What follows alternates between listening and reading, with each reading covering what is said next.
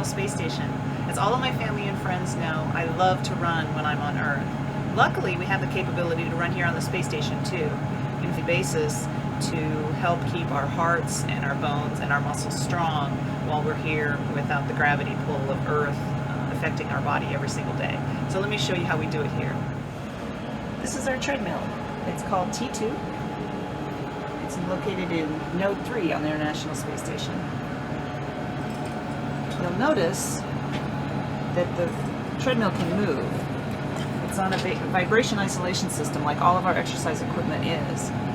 And the reason is because there are a lot of loads when we run on a treadmill, and we really don't want to impart those loads onto the space station. So we have all of our exercise equipment on vibration isolation system. Obviously in space we need something to keep us on the ground when we're running. What we use is a harness, which is very much like a backpacking harness, and the straps are adjusted so that the load is evenly distributed between your shoulders and your hips, just as if you were backpacking. We attach, by these rings, the harness to a system of hooks and bungee cord. You can see there's some stretch in the bungee cord, and then we can adjust and change the number of hooks that we use. Today I'm going to use 4 hooks. If I were to use 3 hooks, it would provide a little more load. If I used 5 hooks, it would be a little less load. And then in that way we can adjust the amount of load on our body as we're running. The T2 is controlled by our laptop here in front of the treadmill. And once I'm all strapped in, I can go ahead and select a protocol. Our trainers on the ground get protocols designed for us that we can use. Load the protocol. This is an interval protocol that I can do. And now you can see that there's a target load. The target that my trainers wanted me to reach was a 100-pound load. There are load cells in the treadmill, and that's how it's determining. And you can see with the 4 hooks that I put on, it's pretty close to what the target load is. Click OK, and then I'm ready to run. You can see we also have heart rate on display. We wear heart rate monitors, and this once I push start, the treadmill belt will start moving, and I'll just follow the protocol. Not quite the same as being out in the fresh air with the wind in your face, but a nice alternative.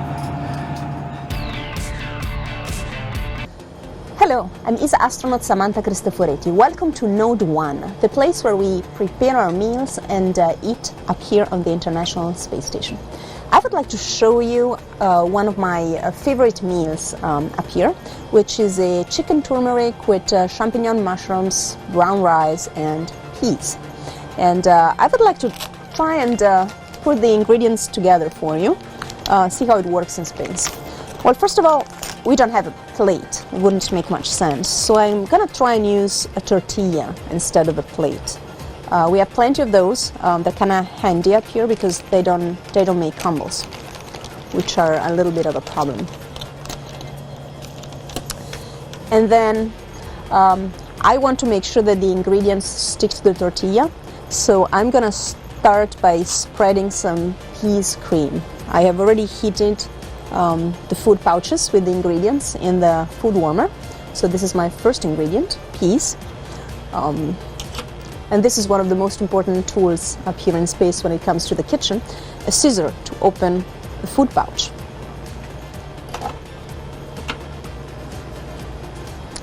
So I'm gonna spread it on the tortilla.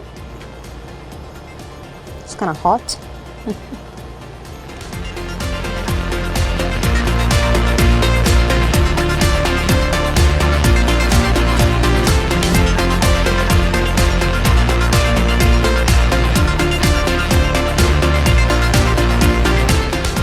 Okay, next I will add the brown rice. It's whole rice, it's not refined, so a great source of good carbs.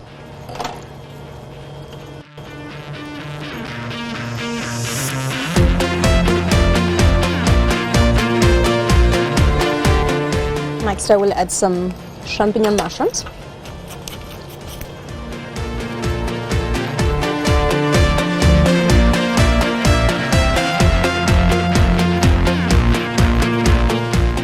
And finally, my chicken with turmeric.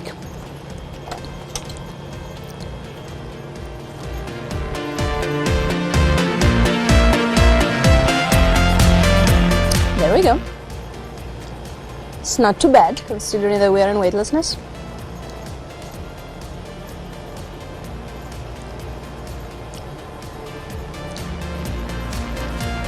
Looks pretty yummy to me.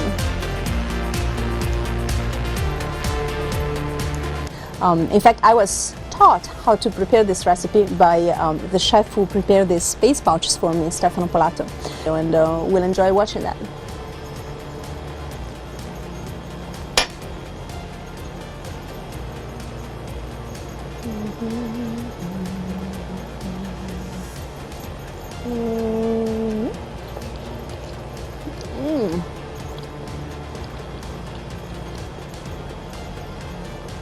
Very good. Hello, and welcome to my hygiene corner here on the ISS. This is the place where I wash, brush my teeth, or after workouts, take a shower ISS style.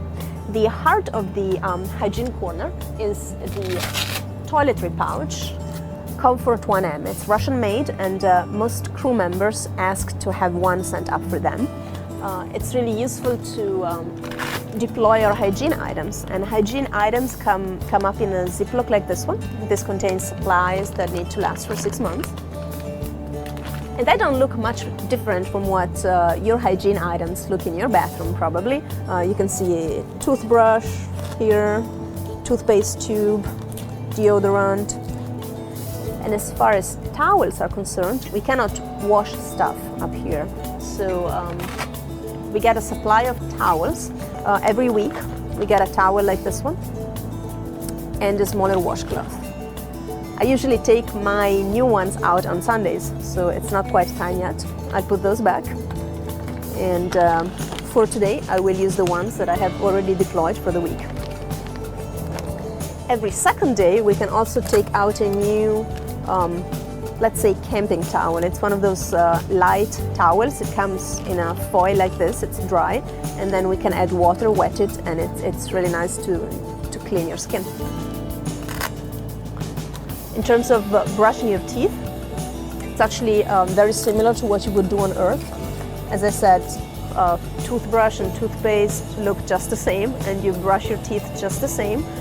The only difference, of course, is that we don't have a sink to spit in when we're done all that extra toothpaste. So some astronauts just swallow it. It's quick and easy. I personally don't like to do that, so I actually spit it in a towel. It's not the most elegant thing, but you have to do what you have to do.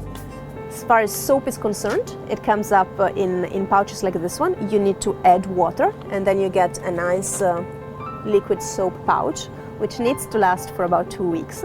And it's a no-rinse type of soap. It doesn't make a lot of foam, and it doesn't really need to be rinsed. And of course, we do not have any running water up here, so we also need to fill up water pouches.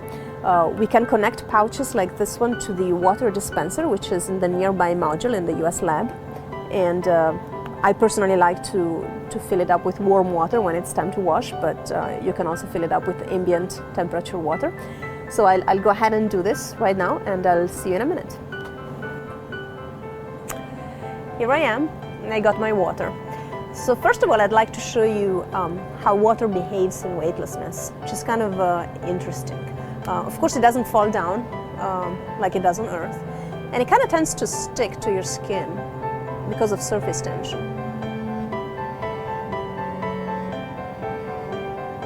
I don't know if you can see it.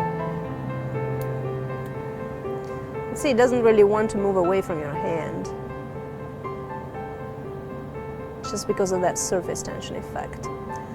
Now, of course, I put a lot of water on my hand just to show you. You wouldn't use all that water to wash, just because it's a little bit difficult to control. So I'm actually gonna dry it off.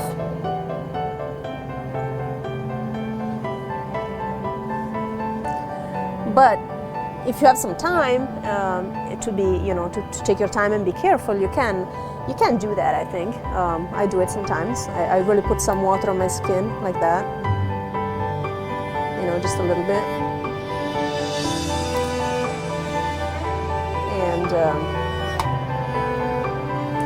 And then I add some soap, like that.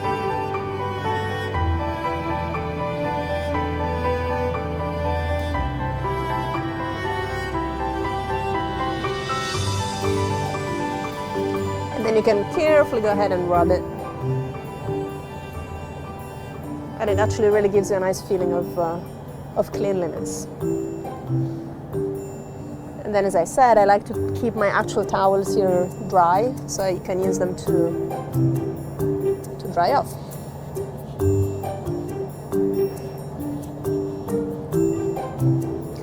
Now, of course, you don't always have the time to take it slowly and be so careful. So if you are a little bit more in a rush, let's say it's a work day and you had your workout and then you have to rush off and do something else, then you will simply,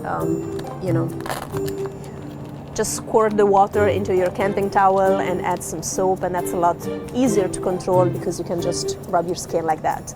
And I don't find it as pleasant, but it's certainly a lot quicker and easier to control. Now, all the water that you use eventually ends up in the towels that you use to dry. And we leave those towels close to a ventilation grid, like in this case you can see a ventilation grid right here, so that they can dry off. And all the water then is recuperated. It evaporates in the air, and then in the air conditioning system it condensates again, and it goes into our water recuperation bus, and it actually gets turned into potable water again. So we don't absolutely lose any of the water that we use to wash. Cutting your fingernails is not the easiest thing in weightlessness. Of course, you don't want to lose any pieces of nails around the cabin. So the best thing is actually to do it really close to a return grid of the ventilation system, so that all the pieces of nails that you cut off get immediately attracted, sucked towards the grid, kind of like this.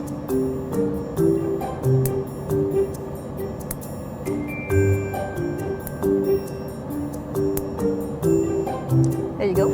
And then when you're done, of course, you want to have a vacuum cleaner handy so that you can clean after yourself. And to wash your hair, we have a special no-rinse shampoo that requires theoretically no rinsing, but at least very little rinsing. So we just squirt water into our hair, we add some shampoo, we massage it just like we would on Earth, and then we kind of dry the excess water and shampoo off with a towel, and off we go. And to make sure you don't miss out on anything mind-blowing happening in our universe by subscribing. Thanks for watching.